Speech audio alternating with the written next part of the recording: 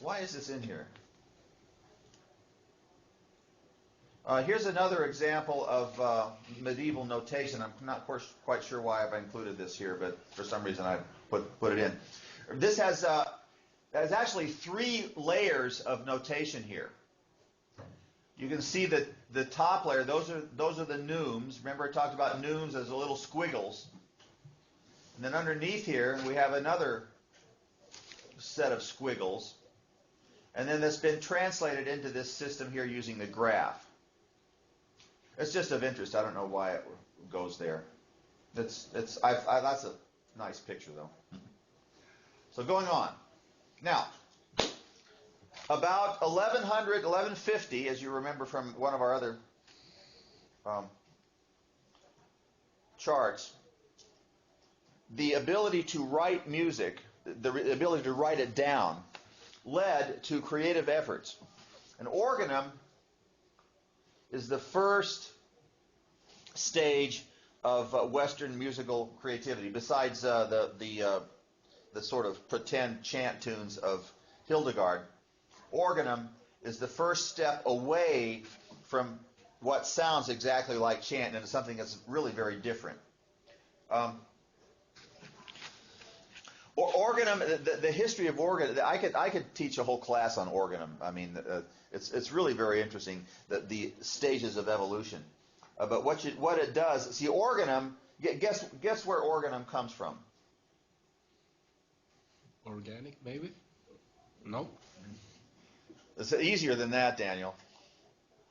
Oh. Yeah, it's easier than organic. I mean, where does it look like it comes from? Organum. Church organ? The organ, yeah. The organ was the only. The organ was the only instrument that was used, that was allowed in church, and sometimes the organ would play a note to keep the monks from going out of tune. You know, and so the organ sort of played a part. And remember that Hildegard piece that had the drone. The idea of a drone underlying the chant tune is a very important part of the development. And what happens is that drone starts to get up and walk around. We'll get to that in a second. But the first organum needs a context to start expressing itself. And that context was called the trope. A trope means insertion. This is one of the terms you will have to know. Trope equals insertion. Now, what does that mean? Well, first off, we have to talk about Latin. Now, we know that. Well, how many speak Latin then? Raise your hand. How many speak Latin? No Latin speakers here. Well, you'll never guess. Around 11 or 1150, some wise monk in Italy decided, well, you know what? Most of our people in our parish don't speak Latin either. So what is this baloney about giving them all this Latin on Sunday? We should at least give them a translation somewhere along the line. So what they would do is they would start off the chant tune, Credo in unum Deum, and then they would give a translation. I believe in God the Father. But these insertions started getting more elaborate. They started making up longer and longer tunes. Credo in unum Deum. I believe in God the Father, Almighty of heaven and earth, who gives us all our good things, blah, blah, blah, blah, blah, blah, you know, and it would just go on and on and on, adding music. And then they would add words to go with the music. And pretty soon, the insertions would have nothing to do with the chant. It would start off, Credo in unum Deum. There'll be a potluck supper after church on the quad, pony routes for the kids, bring your own silverware. Amen. And sometimes these insertions became much, much, much longer than the actual context in which they were put. In fact, the first Western theater took place as a trope. There are several of them that are left behind. The most famous is the play of Daniel. And it starts off with a chant, and then this whole big 45-minute play is inserted. and then they finish off. So the idea of trope is an insertion which either amplifies the meaning of the chant or does something completely different than the chant and becomes its own creative thing. Now this little chart here is instructive. The chant is in Latin, and it's inherited. It's one of the ancient sacred tunes which you can't mess with. The trope is in the vernacular, first off. It's written in the language of the people so they can understand it, and it's original material. Now, everybody remember the first song, the first form I told you. First day of class, or maybe it was the second day. A, B, A. I gave you the name for this form. What is it? This is song form.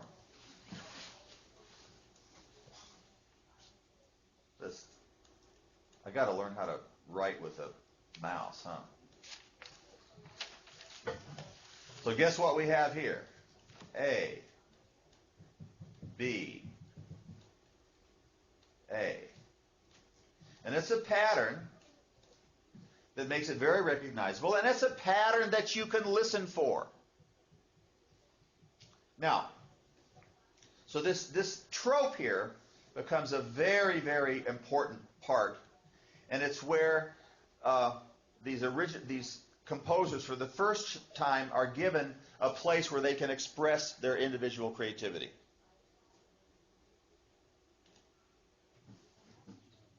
The first type of organum was organum duplum.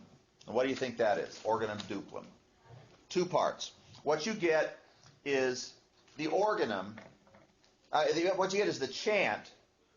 Credo inum du, credo inum Deum. Now, Ambrose, sing this note. Nice and loud. Okay, now see. Credo inum dum Deum.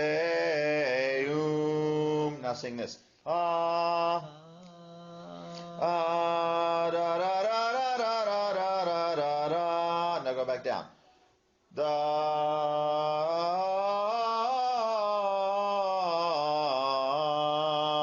That's the first type of organum. Okay, here we go. Organum duplum. Notice you have this middle C that stays mostly, goes up a little bit and goes down a little bit. This one here below, you see the whole notes? That's the thing that Ambrose and I just did, where I was singing up and down and he was holding a note.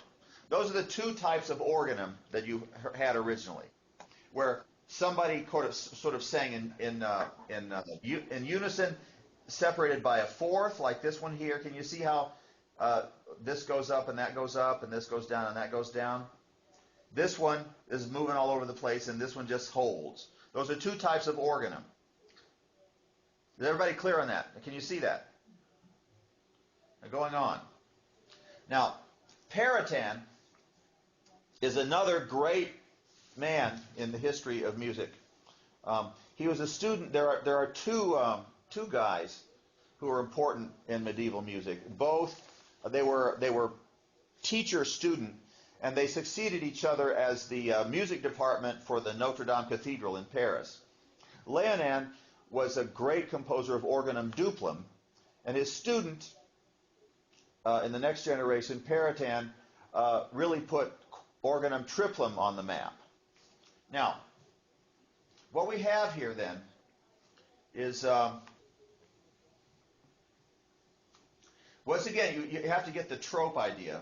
Let's see if we're going to, okay, good. Now, let's see. I have to find,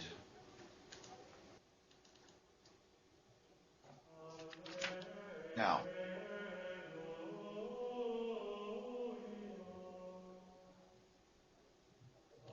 I thought we were going to hear some three parts.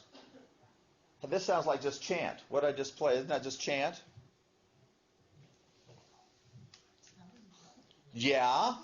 But remember the insertion comes after. We're going to always have the beginning is always going to be a chant, and then the insertion comes.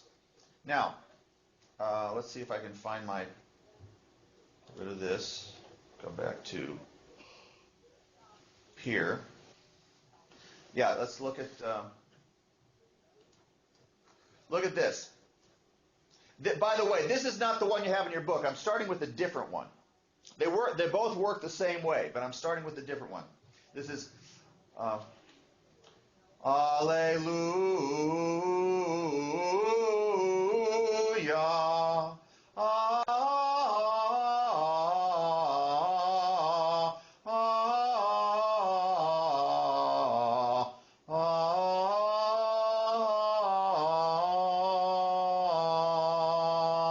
That's the entire chant.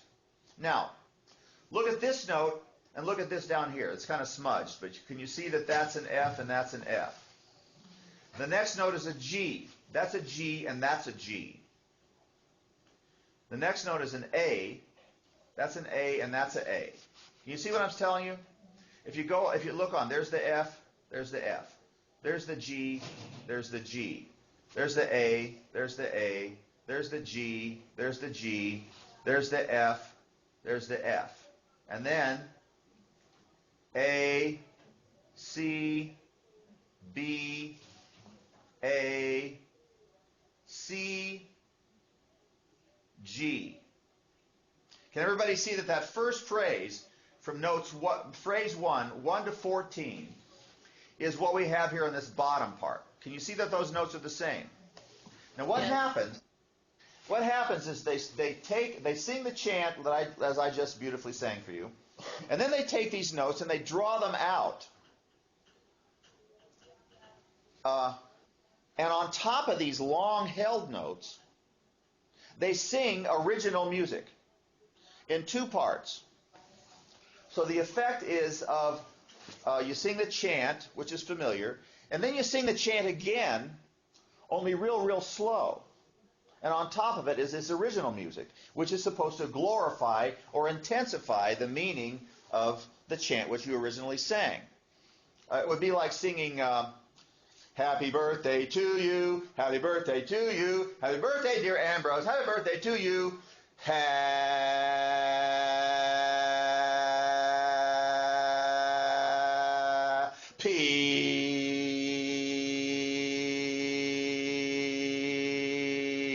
birthday.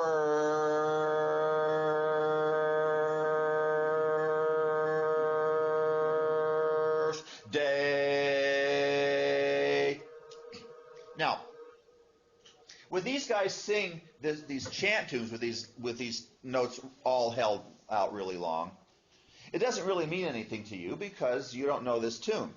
But when I sing Happy Birthday in long held notes, you know what the next note's going to be. Happy birthday. Sing the next note. Sorry, I didn't sing it. Two. Okay, Daniel, sing the next note. I'm really bad at singing, so I think it's best for everybody. Ambrose. Do it. You. Emily, sing the next note. What a bunch of uptight. What's up with this? Okay, anyway, look, let's go on. I'll play you this first chant, and it would be nice if I could have this screen and the music go at the same time. So let's see if we can do that. Oh, wait a minute, I gotta. Do I have it up? Yeah, I do. Okay. So it begins with the chant.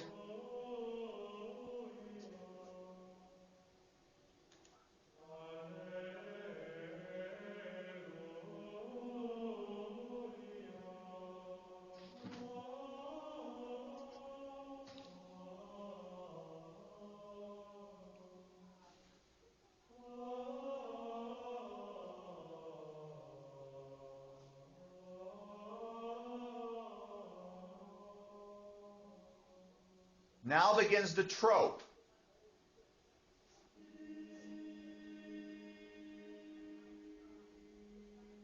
There's the long note. See it? Now listen for the underlying note to change. Did you hear it change? It's up there now.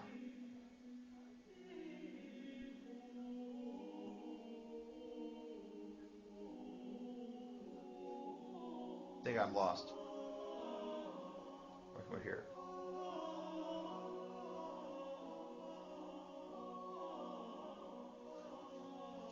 I'm lost.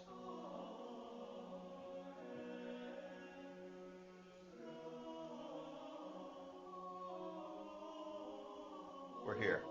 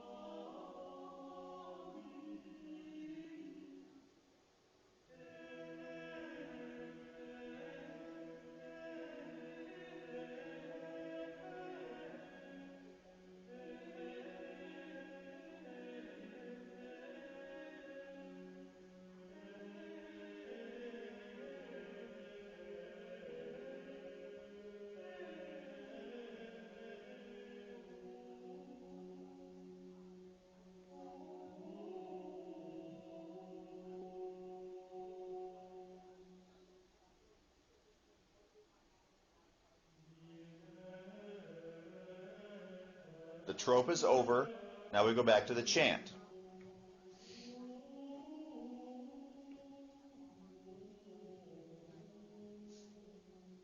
We're here.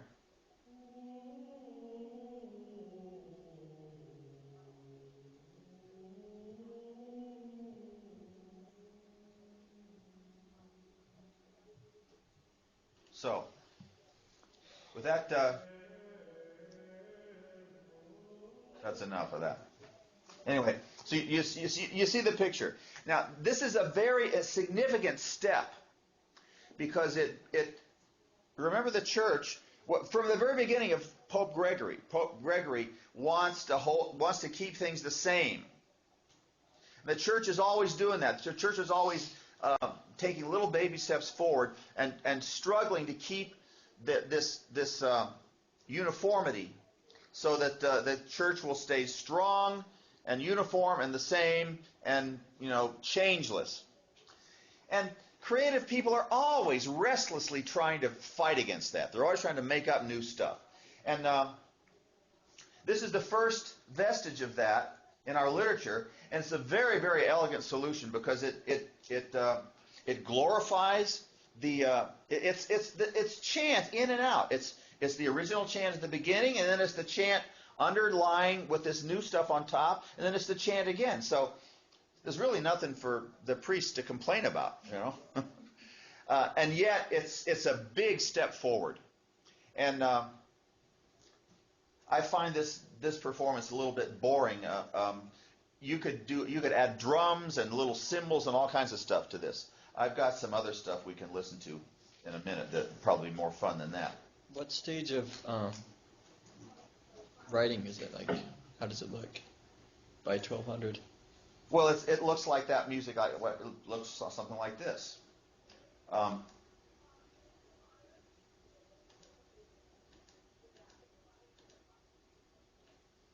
Looks something like that. Remember, they didn't have bar lines. It was rhythmic, but they didn't have bar lines, so it was just this big, long stream of notes. And it was undoubtedly hard to read. And if you made a mistake, forget about it. We can't start at bar 67. We go back to the beginning. So, but this is another song to know for the.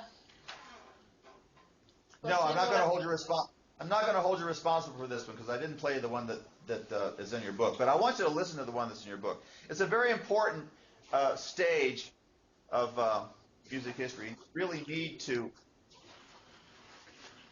understand this stage to get to the next one. which is coming right up.